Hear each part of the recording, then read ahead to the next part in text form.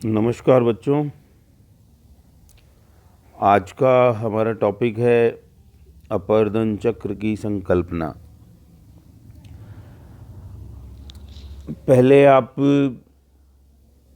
अनाच्छादन के बारे में पढ़ चुके हैं। अनाच्छादन अपक्षय और अपरदन दोनों का सम्मिलित योग है।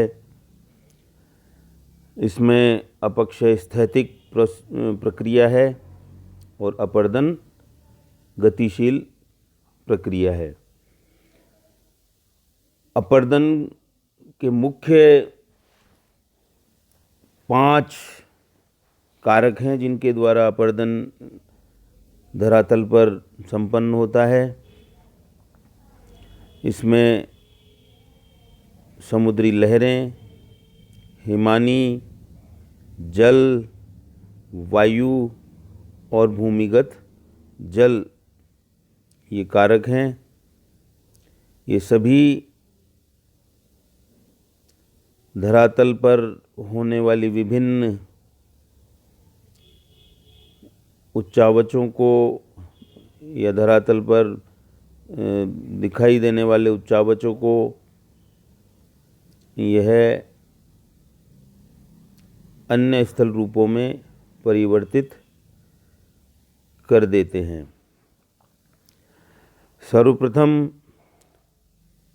स्कॉटिश भूगोलवेत्ता जेम्स हटन ने 1785 में भूविज्ञान के क्षेत्र में चक्रीय पद्धति का अवलोकन किया और निष्कर्ष निकाला कि न तो आदि का कोई लक्षण है और न अंत का कोई भविष्य। हटन का उपरोक्त कथन ही पृथ्वी के इतिहास की चक्रीय प्रकृति की संकल्पना में परिणित हो गया और इसी आधार पर उन्होंने एकरूपता के सिद्धांत का प्रतिपादन किया। 1899 में विलियम मॉरिस डेविस ने अपरदन चक्र की संकल्पना का प्रतिपादन किया। अपरदन चक्र को डेविस ने भौगोलिक चक्र या इसे हम इंग्लिश में ज्योग्राफिकल साइकिल भी कहते हैं। डेविस के अनुसार भौगोलिक चक्र समय की वह अवधि है जिसके अंतर्गत एक उत्थित भूखंड अपरदन के प्रक्रम द्वारा प्रभावित होकर एक आकृति विहीन समतल मैदान में बदल जाता है। डेविस ने यह प्रतिपादित किया कि स्थल रूप, संरचना, प्रक्रम और समय का प्रतिफल है। संरचना का अर्थ है इंग्लिश में हम इसे कहते हैं स्ट्रक्चर, प्रक्रम को प्रोसेस और समय टाइम। इन तीनों के द्वारा जो है अपरदन चक्र संपादित होता है। उपरोक्त तीनों कारक ही डेविस के त्रिकट के नाम से जाने जाते हैं। आपसे पूछा जा सकता है कि डेविस के त्रिकट क्या है, तो वहाँ संरचना, प्रक्रम और समय ये तीनों डेविस के त्रिकट हैं। इनके बारे में आप ध्यान रखें। अब इसके अंदर जो अपरदन चक्र की संकल्पना है, इसमें भौगोलिक चक्र के कुछ महत्वपूर्ण तथ्य आप लोगों को बताए जा रहे हैं। इनमें स्थल रूपों में समय के संदर्भ में क्रमिक परिवर्तन होता है। ये परिवर्तन पर्यावरणीय दशाओं में परिवर्तन के अनुरूप होता है। स्थल रूप स्थानीय आंतरिक एवं बाह्य बलों की पारस्परिक क्रिया का प्रतिफल होता है। डेविस का अपरदन चक्र स्थलखंड में उत्थान के साथ प्रारंभ होता है। उत्थान के पूर्ण हो जाने पर ही अपरदन प्रारंभ होता है। ये जो बातें कही जा रही हैं, इसमें बाद में कुछ संशोधन भी हुए। ऐसा नहीं है कि किसी भूभाग का पहले सिर्फ उत्थान होगा और उसके पश्चात उसमें अपरदन की प्रक्रिया प्रारंभ होगी। धीरे धीरे आगे हम पढ़ेंगे इन बातों को। इसके अलावा नदियाँ जो है लंबवत अपरदन द्वारा अपनी घाटी को गहरा तथा पार्श्विक अपर्दन द्वारा अपनी घाटी को चौड़ा करती हैं। डेविस का अपर्दन चक्र 3 अवस्थाओं से होकर गुजरता है, जिसमें तरुण अवस्था, प्रौढ़ावस्था और वृद्धावस्था होती है। तरुणावस्था में लंबवत अपर्दन अधिक प्रभावी होता है। घाटियों का आकार अंग्रेजी के वी अक्षर के समान होता है, जिसमें पार्श्व भाग उत्तल ढाल वाले होते हैं। इस अवस्था में गॉर्ज, कैनियन, शिप्रिकाएँ एवं जलप्रपात का निर्माण होता है। ये सभी आपने जब अपर्दन के कारक या अपर्दनों की जो बनने वाली जो स्थल आकृतियाँ हैं उनके बारे में पढ़ा था, तब आपने ये सब नाम सुने हुए हैं। उन सभी को आप ढंग से पढ़ लें। उनके सभी बनने वाली जो स्थल आकृतियाँ हैं उनके चित्र आप दिमाग के अंदर फिट कर लें। जब कभी आपसे इस प्रकार के कोई प्रश्न अपर्दन चक्र से बनने वाली स्थलाकृतियाँ या अपर्दन से बनने वाली स्थलाकृतियों के बारे में बात होंगी, अब उसमें कारक कोई हो सकता है जिसमें जल के द्वारा, वायु के द्वारा, हिमानी के द्वारा, समुद्री लहरों के द्वारा अथवा भूमिगत जल के द्वारा, ये सब तो आपको ये सब ध्यान में रखनी है। जब अपर्दन चक्र चलता है उसके अंदर तरुणावस्था के पश्चात प्रौढ़ावस्था में पार्श्विक अपर्दन प्रभावी होता है। फलत नदियाँ घाटियों को चौड़ा करने में सक्षम होती हैं, उनकी चौड़ाई बढ़ाने लगती हैं। निरपेक्ष एवं सापेक्ष उच्चावच में ह्रास होने लगता है। इसके पश्चात जब तीसरी अवस्था जिसे हम जीर्ण अवस्था या वृद्धावस्था कहते हैं, में लंबवत अपर्दन बिल्कुल भी नहीं होता है। पार्श्विक अपर्दन भी धीमी गति से प्रभावी रहता है। इस अवस्था में धरातल की विषमताएं घट जाती हैं। समस्त स्थलखंड निम्न उच्चावच वाला होता है, जिस पर नदियाँ विसर्प बनाती हुई बाढ़ के मैदानों का निर्माण करती है। इस अवस्था में निर्मित समतल प्राय मैदान को डेविस ने पेनीप्लेन की संज्ञा दी है और इस पेनीप्लेन पर उत्तल एवं अवतल ढाल वाली कम ऊंचाई युक्त यत्र तत्र बिखरी हुई अवशिष्ट पहाड़ियाँ देखने को मिलती हैं, जिसे उन्होंने मोनेडनॉक कहा है। यहाँ जब हम बात करते हैं तो इसमें इन्होंने जो भौगोलिक चक्र जिसके बारे में बात की है उसमें नदियों के द्वारा अपर्दन के प्रक्रिया को समझाने का प्रयास किया है। जिस प्रकार से मनुष्य के जीवन में पहले वो युवा होता है, फिर प्रौढ़ होता है और उसके पश्चात वृद्धावस्था जो आती है, उन्हीं के आधार पर उन्होंने इसको समझाने की कोशिश की है। जब मनुष्य या व्यक्ति जब जवान होता है तो उसमें ताकत अधिक होती है।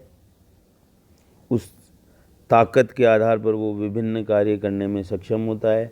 उसी प्रकार नदी जब युवा अवस्था में होती है तब वो धरातल के विभिन्न जो असमानताएं नजर आती है उनके अंदर वो विभिन्न प्रकार की स्थलाकृतियों का निर्माण करती है, क्योंकि उसमें ताकत, वेग ये अधिक होता है, क्षमता उसमें अधिक होती है अपर्दन की। इसके अंदर उन्होंने जो प्रयास किया समझाने का, उसमें उन्होंने कहा कि सबसे पहले जब युवावस्था होती है तब वो विभिन्न स्थलाकृतियों का निर्माण करती है।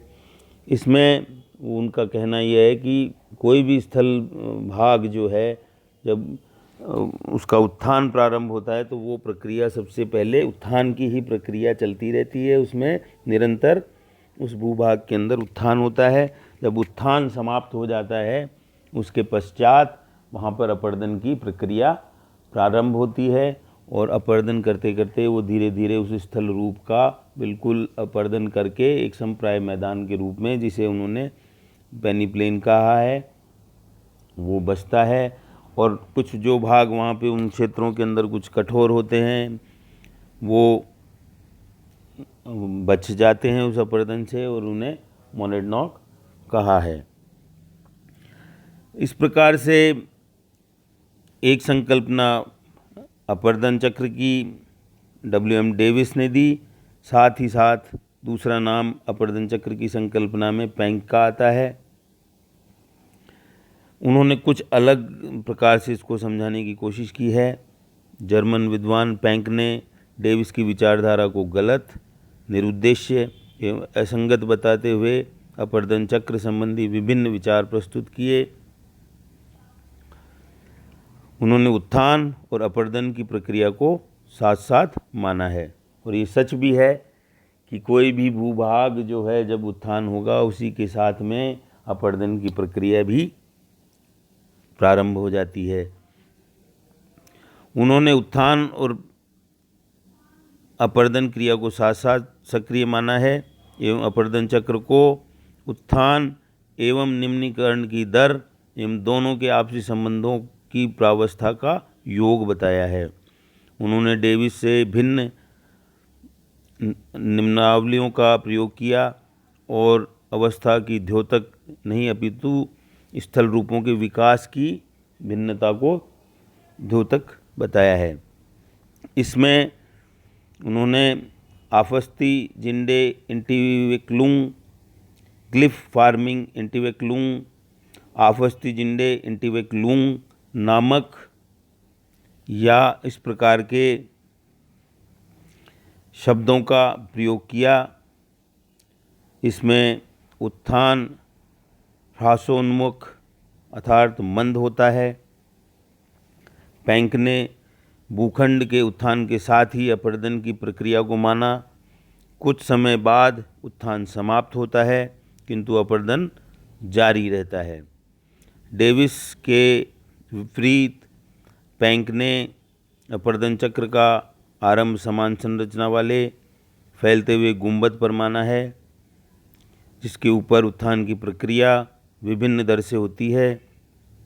पैंक ने इस आरंभिक इकाई को प्राइमरम्भ नाम दिया, जो वास्तव में एक आरंभिक संप्राय मैदान का स्थल रूप होता है। उन्होंने चक्र का अंतिम रूप एंड्रम्भ माना, जो डेविस द्वारा वर्णित संप्राय मैदान है। पैंक ने अपने अपर्दन चक्र को 5 अवस्थाओं में स्पष्ट किया है। वहाँ डेविस ने 3 अवस्थाएं बताई थी, यहाँ पैंक 5 अवस्थाएं बताते हैं। प्रथम जो अवस्था है उसमें उत्थान एवं अपर्दन दोनों सक्रिय होते हैं। यद्यपि उत्थान अधिक होता है, घाटियाँ गहरी होती हैं, अपर्दन कम होने के कारण नदियों के दोआब चौरस एवं कम अपर्दित होते हैं। ये पहली अवस्था है। दूसरी अवस्था में उत्थान एवं अपर्दन दोनों समान रूप से सक्रिय होने के कारण घाटियाँ शीघ्रता से चौड़ी होने लगती हैं और दोआब नुकीले एवं घाटियाँ नीचे होने लगती है। अब यहाँ आप दोआब पूछ रहे होंगे या समझने की कोशिश कर रहे होंगे, दोआब क्या है? दोआब 2 नदियों के बीच का जो क्षेत्र होता है उसे हम दोआब कहते हैं। तीसरी अवस्था में उत्थान एवं अपर्दन के बीच में कंपटीशन हो जाता है, स्पर्धा होती है। अपर्दन सक्रिय होने के कारण उच्च भाग अधिक ऊंचे नहीं रह पाते, उत्थान के कारण निम्न भाग निम्न नहीं रह पाते। पूर्णतः पृष्ठीय अंतर समान रहते हैं। इसके उदाहरण के तौर पर आल्प्स और हिमालय में उत्थान के अंतिम काल में यह दशा रही होगी। इसके पश्चात चौथी जो अवस्था है या चतुर्थ अवस्था में उत्थान दर मंद एवं क्षीण हो जाती है, अपर्दन अधिक प्रभावकारी होता है, फलत घाटियाँ एवं दोआब अधिक गहरे व नीचे होने लगते हैं। इसके पश्चात है पंचम अवस्था या 5वीं अवस्था में अपर्दन भी क्षीण पड़ जाता है, घाटियों के मध्य नुकीले पर्वतनुमा टीले गोलाकार होने लगते हैं, पृष्ठीय अंतर कम हो जाते हैं। ये दशा उस प्रदेश या क्षेत्र की वृद्धावस्था का सूचक है। इस प्रकार से और कई सारे विद्वानों ने अपर्दन की संकल्पना को स्पष्ट करने की कोशिश की है, लेकिन आपके लिए जो महत्वपूर्ण है वो है डेविस और पैंक।